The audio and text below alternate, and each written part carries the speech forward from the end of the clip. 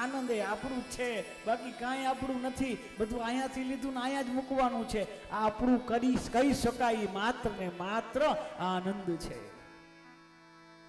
અડધી દુનિયાનો જીતનાર સિકંદર, આહા, જ્યારે ભારતમાં આવ્યો ત્યારે ભારતના ઋષિને જોયા, એકદમ તેજ અને તપસ્વી. એ ઋષિને જોઈ, ઋષિનું જે મુખ છે એની અંદર આનંદ હતો.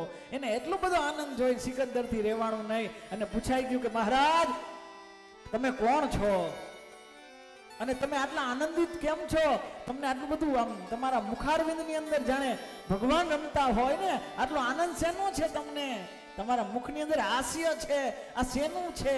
તમારું મુખ પ્રસન્ન છે, તમારું ચિત્ત પ્રસન્ન છે, આ આનંદ શેનો છે?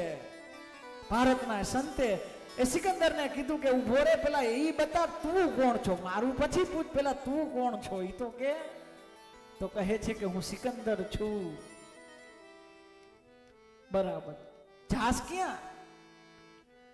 તો કે અડધી દુનિયાને જીતી લીધી છે અને અડધી દુનિયા જીતવા જાઉં છું. એ ભારતના ઋષિએ કીધું કે હાલ તારી સપનાની દુનિયા જીતાઈ ગઈ, પછી શું કરીશ? તો કે એમ પૂછોમાં મને પછી શું કરીશ? પેલા મારા પ્રશ્નનો જવાબ આપો, તમને આનંદ શેનો છે? આટલા હસો છો શું કામ મહારાજ? એ તો કયો? તો કે નહીં, એમાં જ છે બધું. આ તારા પ્રશ્નનો જવાબ આમાં જ છે. કેમ પ્રસન્નતા છે? તો કહે તું જાસ ક્યાં? તો કે અડધી દુનિયા જીતી લીધી ને અડધી જીતવા જાઉં છું. પછી? તો કે પછી કાંઈ નહીં, આખી દુનિયા જીતીને પછી? તો કે પછી શું? મોટો મહેલ બનાવીશ, મોટો 5 BHK, એમાં ગાર્ડન રાખીશ ને સ્વિમિંગ પુલ રાખીશ. આ બધું કર્યું પછી કે એમાં મારો સરસ મજાનો બેડરૂમ, સારો બેડરૂમ, વાહ. પછી એમાં હોનાનો ખાટલો, પણ પછી એમાં ગાડલું ડનલોપનું, પણ પછી? તો કે પછી હું એ મજાનો આરામથી હોઈશ.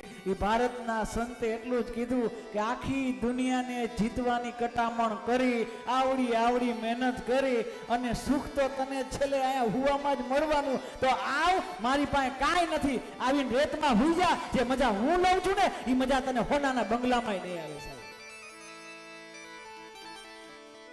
આ સિકંદરની વાત નથી, આ વાત આપણી છે.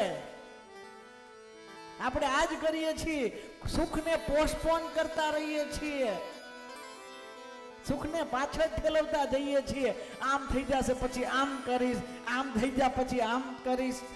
ઘણાને તો મેં જોયા છે, ખાતું રાખ્યું હોય બેંકમાં, પોસ્ટમાં ખાતું હોય, આ ખાતું, ઓલું ખાતું, આ ખાતું. પછી પૂછો કેમ ખાતું રાખ્યું છે? તો જરાક ધીમેથી બોલે, આટલા તારીખે આ પાકશે, આટલા મહિનામાં આ પાકશે. ઈ પાકે કે ન પાકે, પણ ખાટલામાં ઈ ભાઈ પાકી ગયા હોય, ખાટલામાં પાકી ગયા હોય, પણ પછી ઓલા એમને પાકતા જ રહીએ, પાકતા.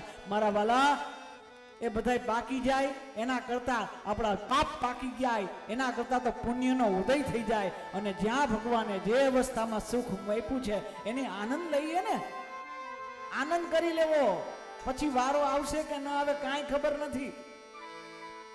માજીવને કીધું હોય કે માજી કથામાં આવજો, નાની ઉંમર હોય કોક કહે કે કથામાં આવજો, તો એમ કે ના રે ના, અમારો ચિંટુ ક્યાં હજી પૈણોય છે, મારો ચિંટુડો પૈણી જશે, પછી ઘરે વહુ આવશે, પછી હું છૂટી. એમ છૂટી? કાંઈ વાંધો નહીં, તારા ચિંટુને એક બાજુ રાખ. હવે જેનો ચિંટુ પૈણો છે એને પૂછ કે તારા ઘરે વહુ આવી ગઈ તો તું છૂટી કે તૂટી ફૂટી?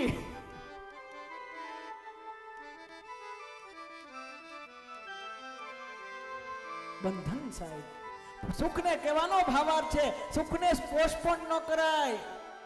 એક સંત સારું પ્રવચન કરતા હતા, બહુ મોટું આયોજન હતું, ને આવીને કે પ્રવચન, તો બધા લાઈનમાં બેસી ગયા. 5-6 કલાક તો બાપુનું પ્રવચન ચાલશે. ત્યાં તો બાપુ આવ્યા કે હાલો ઊભા થઈ જાઓ, બધા બેસી જાઓ. બધા બેસી ગયા, હાલો મારે તમને એક ઉપદેશ કેવો છે. બધા લાઈનમાં બેસી ગયા કે બસ હવે 4-5 કલાક તો સારું સાંભળવા મળશે. એ બાપુએ ખાલી એટલું જ કીધું, મારે તમને કેવું છે. તો બધા ચૂપ થઈ ગયા, હિયર એન્ડ નાવ. પછી બાપુ વહી ગયા. ઓલા બધા સમજાણું ને માથા ખંજોરે કે આ કીધું શું? Here and now. આ કીધું શું? તો કે બાપુનું પ્રવચન પૂરું.